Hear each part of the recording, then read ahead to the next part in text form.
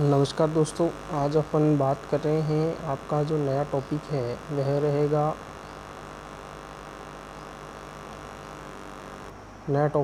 वह रहेगा क्या? सभ्यता। सभ्यता नया टॉपिक रहेगा और हमने इससे पहले 2 प्रश्नावलियों को पूरा किया है और ये 2 प्रश्नावलियाँ पे हमें अच्छा रिस्पॉन्स मिला आपका, इसके लिए धन्यवाद। और आज अपन नया टॉपिक लेकर आए हैं राजस्थान की सभ्यताओं से अधिकतर प्रश्न एग्ज़ाम में पूछे जाते हैं। ये प्रश्न कौन कौन से हैं ज़रा देख लेंगे। और ये सारे प्रश्न जो हैं पिछली भर्ती में पूछे गए हैं। कुछ लोगों के कमेंट आए थे कि सर ये कौन सी भर्ती में पूछे गए हैं, वह भी आप बता दीजिएगा। तो हमने आज कौन सी भर्ती में पूछे गए हैं वह भी साथ में लिखे हैं। चलिए, ये जो जितनी भी भर्तियां हैं उन सभी भर्तियों में ये पूछे जाते प्रश्न हैं। आपके सभ्यताओं से संबंधित सभी भर्तियों में 1 या 2 प्रश्न आते हैं और आपको 90% यहीं से आपको प्रश्न मिलेंगे।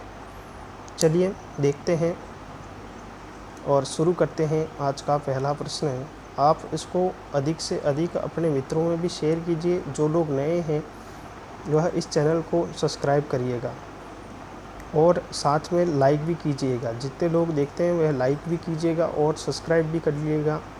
तैयारी करने वाले सभी मित्रों को यह मेरी विनती है। पहला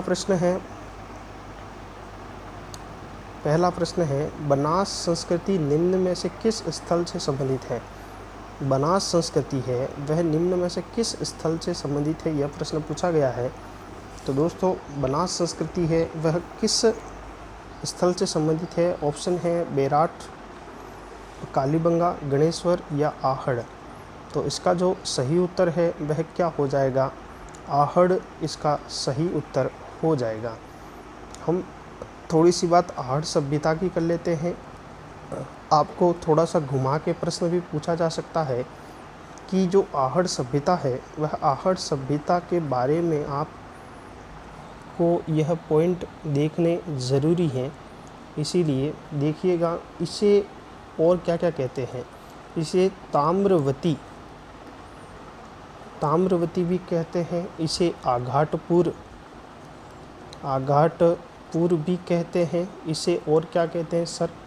तो इसे धूलकोट भी कहते हैं, धूलकोट। और इसे बनास संस्कृति भी कहा जाता है। क्यों कहते हैं बनास संस्कृति, उसके पीछे क्या रीज़न है?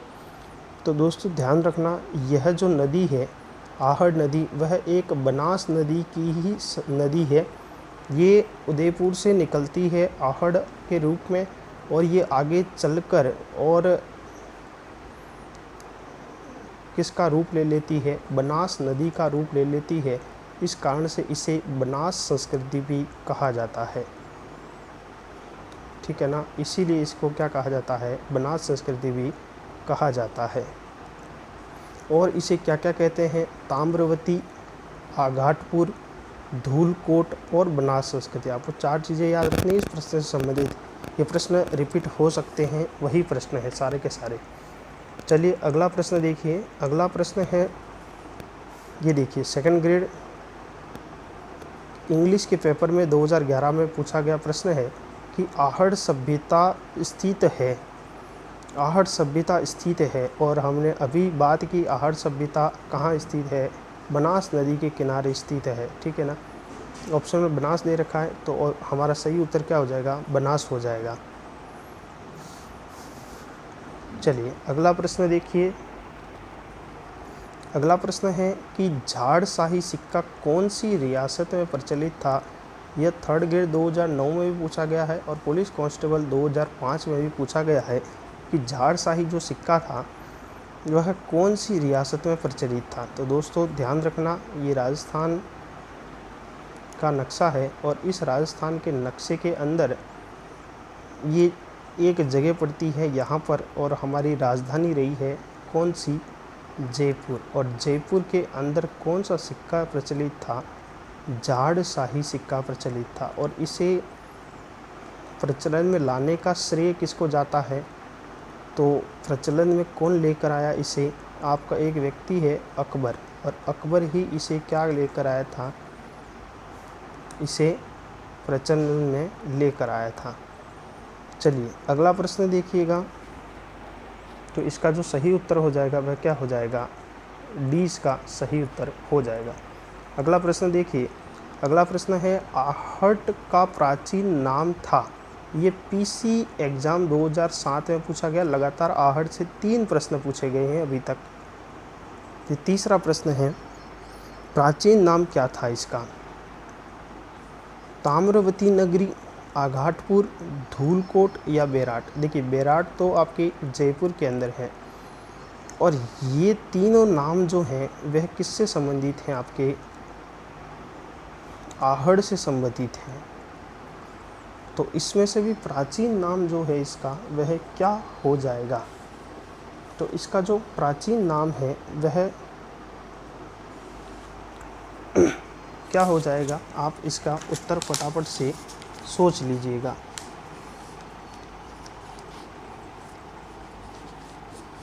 इसका जो सही उत्तर हो जाएगा वह क्या हो जाएगा? ताम्रवती नगरी इसका सही उत्तर हो जाएगा। आघाटपुर और धूलकोट ये तो बाद में पड़े, और इसका सबसे पुराना नाम क्या था? ताम्रवती नगरी था। यहाँ से तांबा उत्पादित किया जाता था, इस कारण से इसे ताम्रवती नगरी भी कहा जाता है। चलिए अगला प्रश्न देखिए। अगला प्रश्न है 19वीं शताब्दी का प्रथम इतिहासकार जिसने राजस्थान की सामंतवादी व्यवस्था के बारे में लिखा। ये RAS प्री 2010 में पूछा गया प्रश्न है। तो राजस्थान की सामंतवादी व्यवस्था के बारे में लिखने वाला व्यक्ति जो है वह कौन है? Tod, Colonel James Tod, LP Tessitori, Grierson या थॉमस? तो इसका जो सही उत्तर है वह क्या हो जाएगा? टोड हो जाएगा। टोड ने अपनी पुस्तक एनाल्स एंड एंटीक्विटीज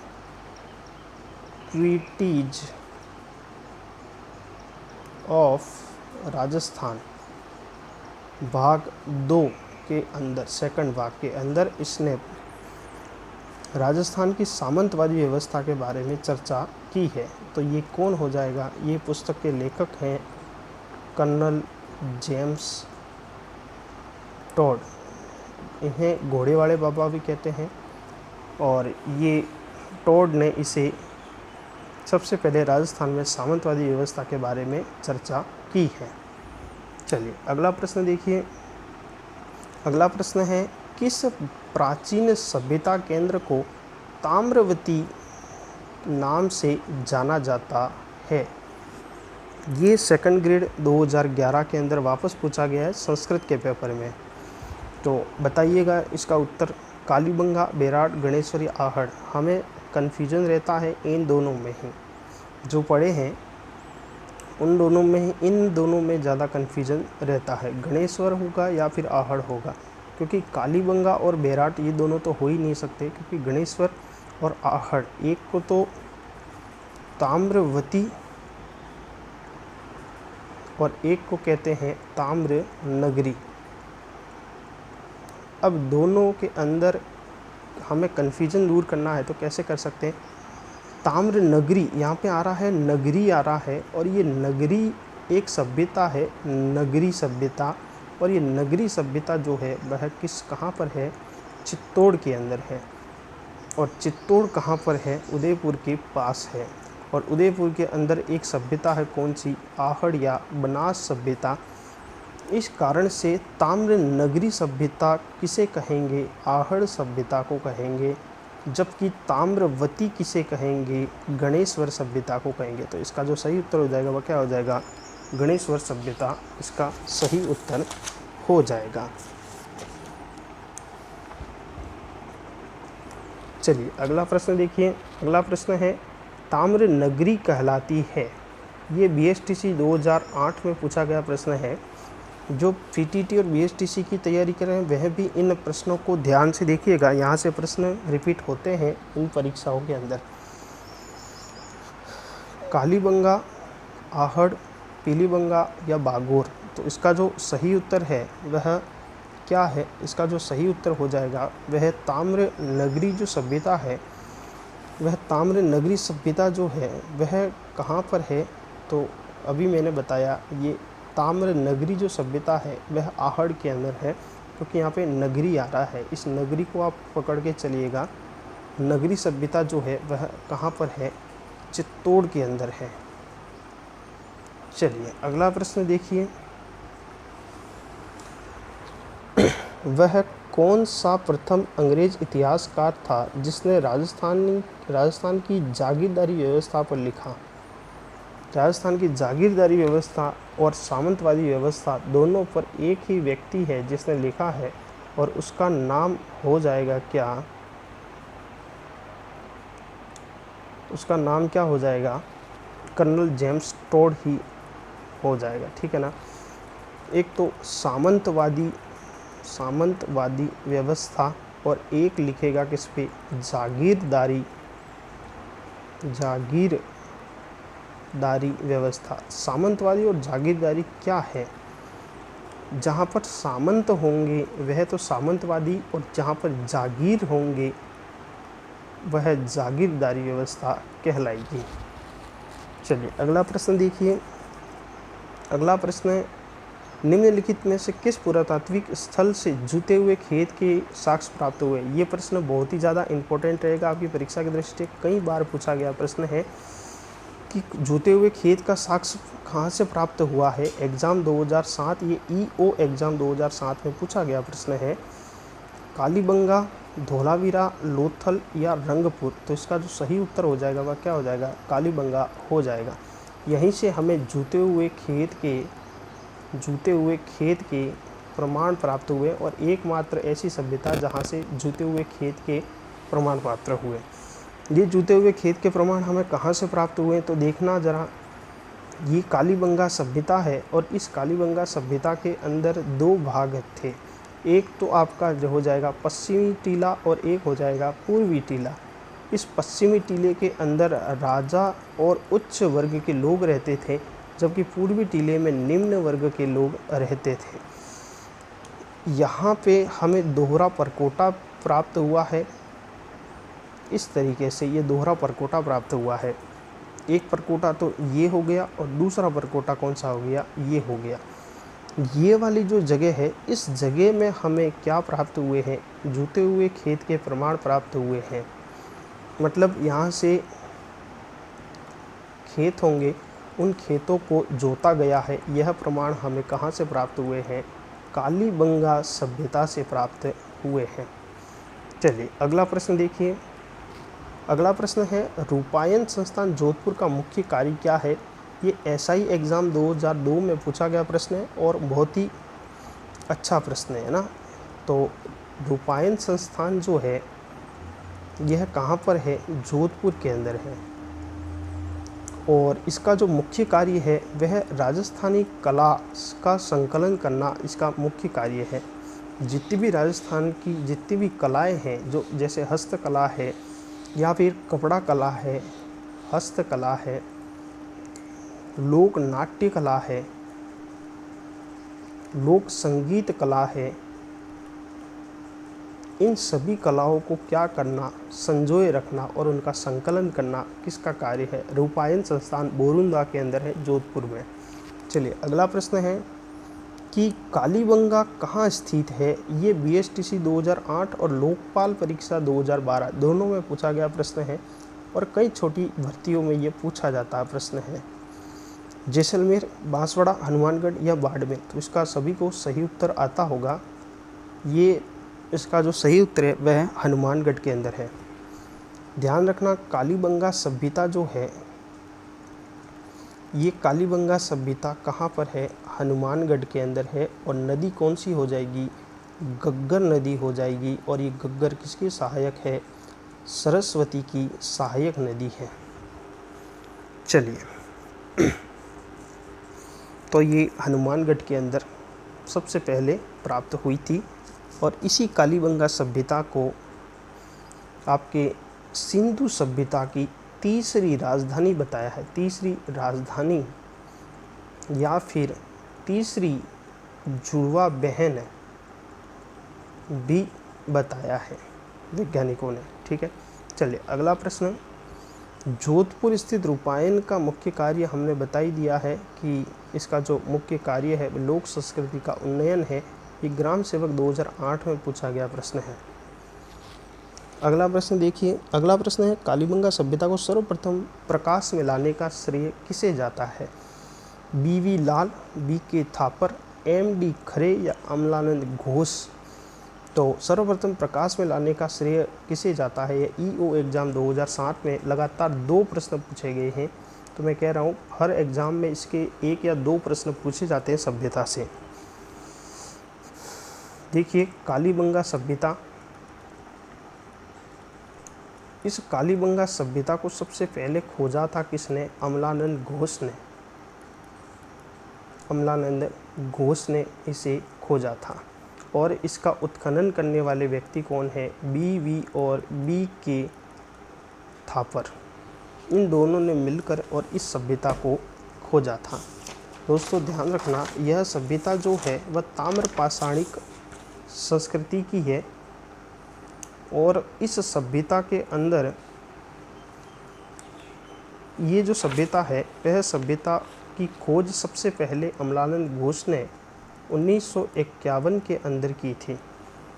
और इसका उत्खनन करने वाले 2 व्यक्ति हैं और ये दोनों व्यक्ति ब्रजवासी लाल और बाल कृष्ण थापर। इन दोनों ने मिलकर 1961 से अपना कार्य शुरू किया और 1969 में इस कार्य को पूर्ण करके ये सभ्यता जो है वह दुनिया के सामने ये दोनों व्यक्ति लेकर आए थे।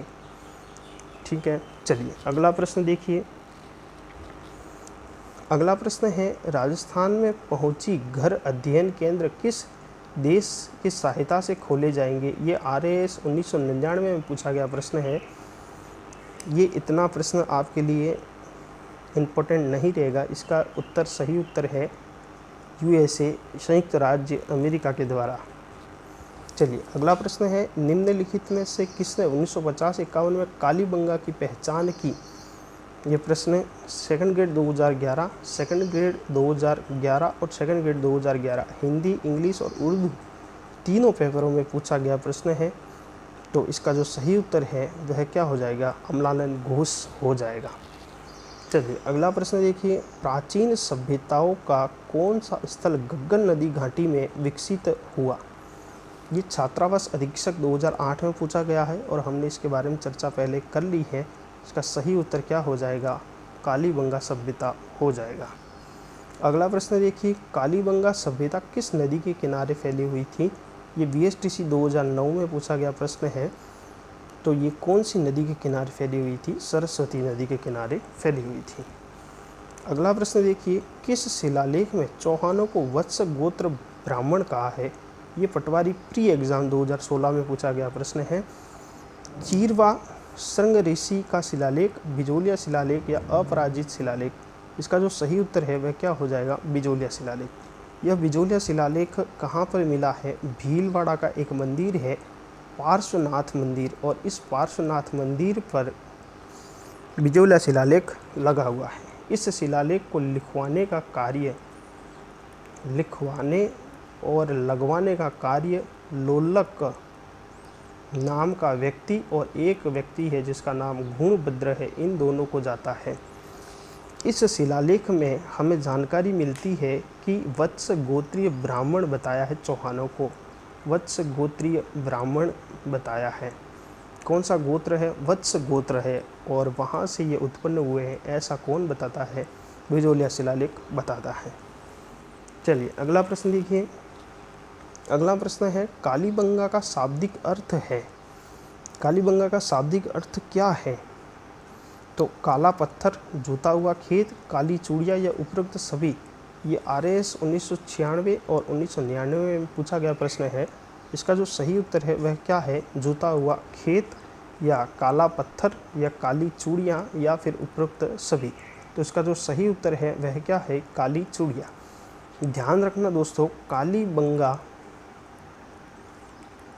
ये 2 शब्दों से मिलकर बना। एक तो काला मतलब ये काली और बंगा, बंगा जो शब्द है वह उद्धृत है हरियाणा से, हरियाणा और पंजाब से उद्धृत है, और यहाँ पर इस बंगा का अर्थ होता है बेंगल, और बेंगल अंग्रेजी शब्द है और इसे हिंदी में कहते हैं क्या, चूड़ियाँ।